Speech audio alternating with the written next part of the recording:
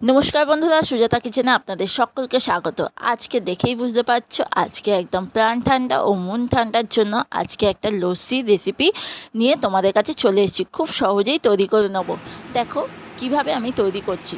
প্রথমে আমি ফ্রিজের জল বাটির মধ্যে দিচ্ছি। আর যেহেতু গরমকাল আর এই ঠান্ডা জল খেতেও ভালো লাগে, আর ঠান্ডা জল দিয়ে লস্যি বানাতেও ভালো লাগে। আর এই টক দইটা নিচ্ছি, এটা কোনো প্যাকেট দই না, এটা মিষ্টির দোকান থেকে আনা দই। কারণ প্যাকেট দইগুলো একটু নরম মতো আর একটু জল জল মতো থাকে। আমি ওই জন্য মিষ্টির দোকানের দইটা বেশ একটু টাইট আর একটু ভালো থাকে। আমার মিষ্টির দোকানের দইটাই বেশি ভালো লাগে আমুল প্যাকেট দইয়ের থেকে। আর এতে পরিমাণ মতো চিনি দিয়ে দিচ্ছি। এবার মিষ্টিটা যে যেরকম খাবে বা মিষ্টিটা অ্যাভয়েড করতে চাইলে অ্যাভয়েড করতে পারবে। আর তার সঙ্গে দিয়ে দিচ্ছে বিট লবণ। শুধু দুটো উপকরণ দিয়ে আজকে বানিয়ে নিচ্ছি পুরো যেরকম দোকানের লস্যি বিক্রি হয় পুরো ওই রকম লস্যি।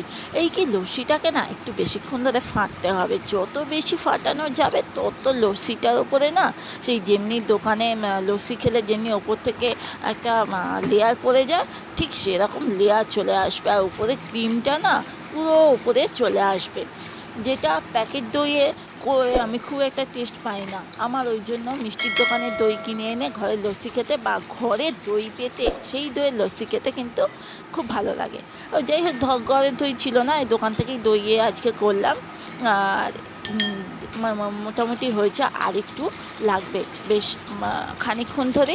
এইটা মোটামুটি 5 মিনিট থেকে 7 মিনিট মতো এইটা একটু ভালো করে ফেটিয়ে নিতে হবে। ফেটানোর সঙ্গে সঙ্গে ওপরে একটা ফোলা ফোলা ভাব চলে আসবে। এই যে দেখো ওপর থেকে সুন্দর একটা ক্রিম ভাবটা না ওপরে চলে এসছে। দেখো লস্যিটা একদম রেডি হয়ে গেছে। আর এই গরমের মধ্যে 1 গ্লাস এইরকম টক দইয়ের লস্যি খেলে না দুর্দান্ত লাগে।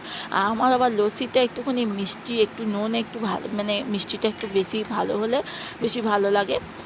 আমার ছেলের একটু মিষ্টি মিষ্টি থাকবে লস্যিতে, ওইটাই বেশি ভালো লাগে।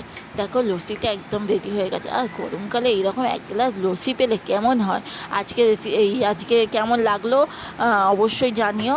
আর ভালো লাগলে একটা কমেন্ট করে পাশে থেকেও শেয়ার করো। ধন্যবাদ।